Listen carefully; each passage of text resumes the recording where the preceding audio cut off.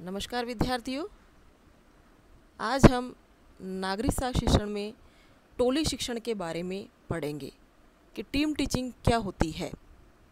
सबसे पहले आती है दल शिक्षण विधि क्या होती है। जैसा नाम से विदित होती है, दल यानी कि समूह शिक्षण। यह एक नवाचार विधि है। दल शब्द का अर्थ होता है समूह, अर्थात जब किसी कक्ष में विशेषज्ञ शिक्षक समूह द्वारा अध्यापन कार्य किया जाता है तब वह दल शिक्षण के नाम से जाना जाता है। इस विधि को सहकारिता शिक्षण विधि भी कहते हैं।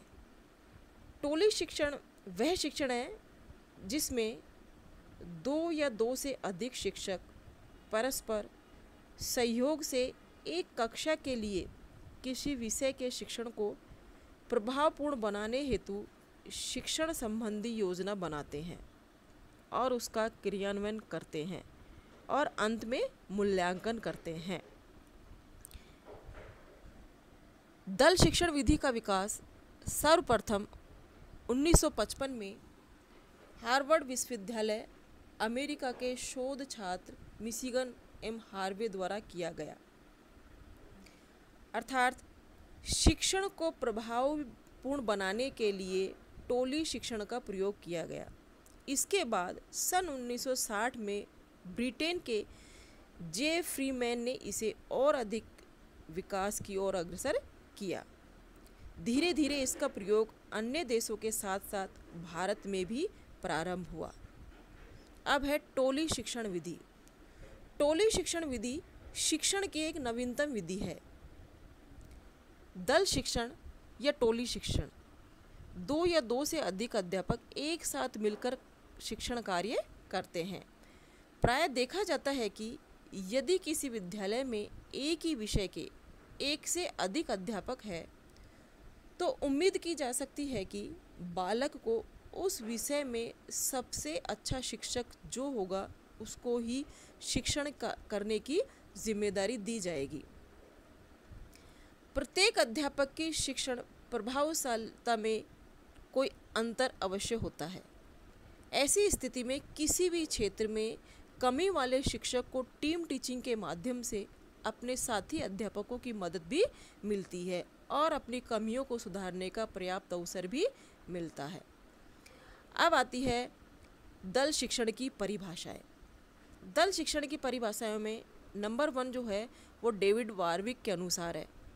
उन्होंने बताया है, टोली शिक्षण व्यवस्था एक स्वरूप है जिसमें कई शिक्षक अपने स्रोतों, अभिरुचियों तथा दक्षताओं को एकत्रित करते हैं और छात्रों की आवश्यकताओं के अनुसार शिक्षकों की एक टोली द्वारा प्रस्तुत किया जाता है। वे विद्यालय की सुविधाओं का समुचित उपयोग करते हैं। दूसरी है प्रोफेसर कार्लो ओल्सन महोदय के अनुसार, अतिरिक्त ज्ञान एवं कौशल से युक्त 2-3 अध्यापक परस्पर सहयोग से किसी शीर्षक की शिक्षण योजना का निर्माण करते हैं एवं एक ही समय में छात्र समूह को पढ़ाते हैं। तब वह विधि दल शिक्षण विधि कहलाते हैं। यानी एक ही सब्जेक्ट के अलग अलग अध्यापक छात्र समूह को एक साथ शिक्षण कार्य करवाते हैं। अगली है जेपी पुरोहित के अनुसार, दल शिक्षण विधि अध्यापक की आधुनिक तकनीक विधि है। इस विधि में 2 या 2 से अधिक अध्यापक मिलकर नियमित रूप से किसी कक्षा की अध्यापन संबंधी योजना बनाते हैं, उसे क्रियान्वित करते हैं तथा उसका मूल्यांकन भी करते हैं। अगली है शैलिन तथा ओल्ड के अनुसार, दल शिक्षण अनुदेशात्मक संगठन का वह प्रकार है जिसमें शिक्षण प्रदान करने वाले व्यक्तियों को कुछ छात्र सौंप दिए जाते हैं। शिक्षण प्रदान करने वाली की संख्या 2 या उससे अधिक हो सकती है जिसे शिक्षण का दायित्व सौंपा जाता है। वे एक ही छात्र समूह को संपूर्ण विषय वस्तु या उसके किसी महत्वपूर्ण अंग का एक साथ शिक्षण कार्य करवाते हैं। यानी कि ग्रुप में, समूह में शिक्षण कार्य करवाया जाता है। इसमें अलग अलग सब्जेक्ट के शिक्षक भी हो सकते हैं या किसी एक विषय के विषय विशेषज्ञ भी हो सकते हैं। इसके बाद आती है टोली शिक्षण की विशेषताएं। टोली शिक्षण में 2 या 2 से अधिक शिक्षक शिक्षण कार्य करते हैं। टोली शिक्षण छात्रों और शिक्षकों में सुधार करने का पर्याप्त अवसर प्रदान करता है। टोली शिक्षण के पश्चात शिक्षण अधिगम की प्रक्रिया के लिए जो बेहतर होता है, शिक्षक या अधिगमकर्ता दोनों को ही प्राप्त होता है।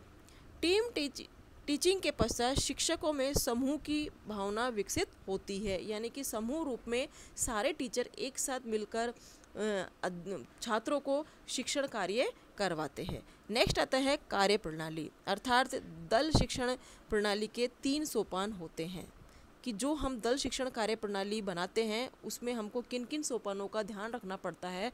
वो है, सबसे पहले आती है योजना, दूसरी है व्यवस्था और तीसरी है योजना। योजना के अंतर्गत जो शिक्षक होते हैं वो विषय विशेषज्ञ होते हैं, वो पहले पूर्ण रूप से योजना तैयार करते हैं कि हमको किस विषय में क्या बालक को पढ़ाना है, वो सारा कंटेंट तैयार करते हैं।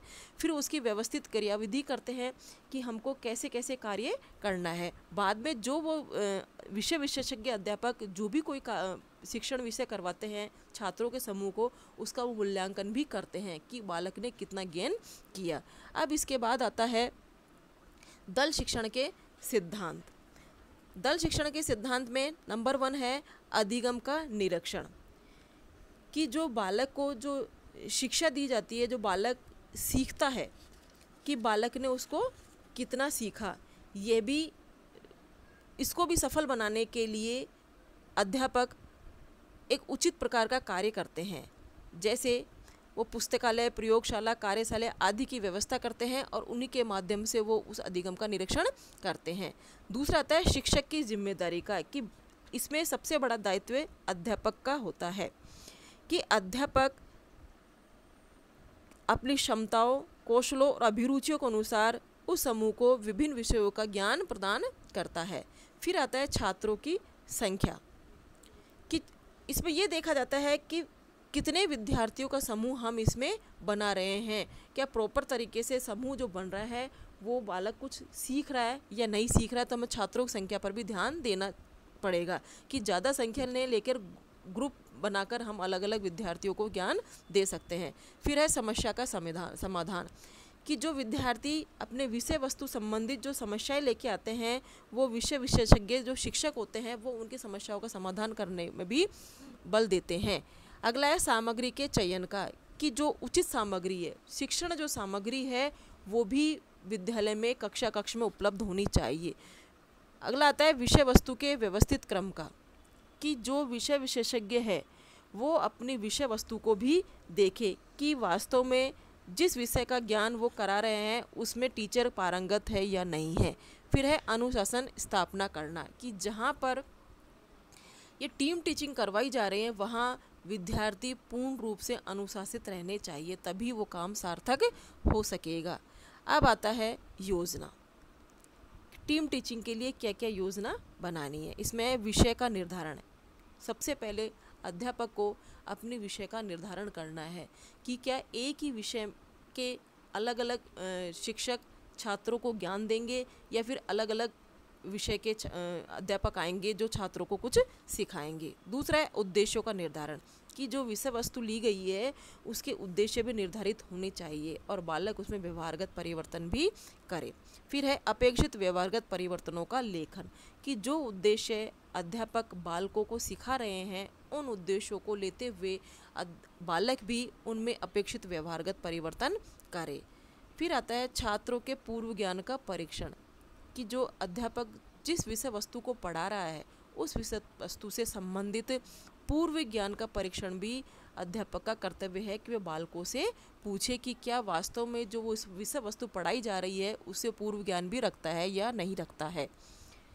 फिर है शिक्षकों को योग्यता व कुशलता के अनुसार कार्य वितरण, कि जो विषय विशेषज्ञ अध्यापक है उनको उनकी योग्यता एवं कुशलता के अनुसार उनका कार्य का वितरण किया जाए। अगला आता है छात्रों की उपलब्धि का मूल्यांकन, कि छात्र ने जो अधिगम किया है, जो सीखा है, विषय वस्तु की सीखा है, उसका मूल्यांकन भी होना अनिवार्य है कि वास्तव में बालक ने कितना सीखा। अब आता है दल के निर्माण की प्रक्रिया, कि इसका निर्माण किस तरह से होना चाहिए। इसमें नंबर 1 है कि विभिन्न संस्थाओं के विभिन्न विभागों के अध्यापक, की अलग अलग संस्थाओं में से हम अलग अलग विभागों के अध्यापकों को भी ले सकते हैं, या फिर एक ही संस्था के एक ही विभाग के अध्यापक को ले सकते हैं, या फिर हम ऐसे कर सकते हैं कि एक ही विद्यालय में से एक ही संस्था में से एक ही विभाग के यानी कि एक ही सब्जेक्ट के अलग अलग अध्यापक भी हम ले सकते हैं। नेक्स्ट आता है विभिन्न संस्थाओं के एक ही विभाग के अध्यापक, कि अलग अलग संस्थाओं में से हम एक ही संस्थाओं के अध्यापकों को भी ले सकते हैं। अब है गुण, टीम टीचिंग के गुण।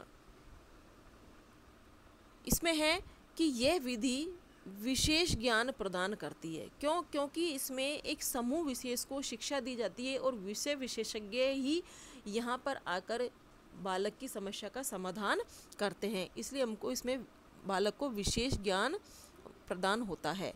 नेक्स्ट है समय, धन एवं शक्ति का सदुपयोग।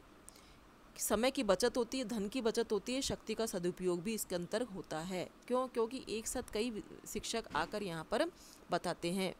नेक्स्ट है छात्रों में अनुशासन भावना का विकास होता है। अगला है छात्रों को विभिन्न विषयों की आधुनिकतम जानकारी प्राप्त होती है। अध्यापक अपने पूर्ण ज्ञान के आधार पर, गहन ज्ञान के आधार पर बालकों को अलग अलग विषयों में अलग अलग जानकारी प्रदान करते हैं। फिर आता है संतुलित सामाजिक विकास संभव, कि जब सब विद्यार्थी एक साथ बैठते हैं तो उनमें समायोजन की भावना का विकास भी होता है। इस तरह से आज हमने नागरिक शास्त्र में टोली शिक्षण के बारे में अध्ययन किया।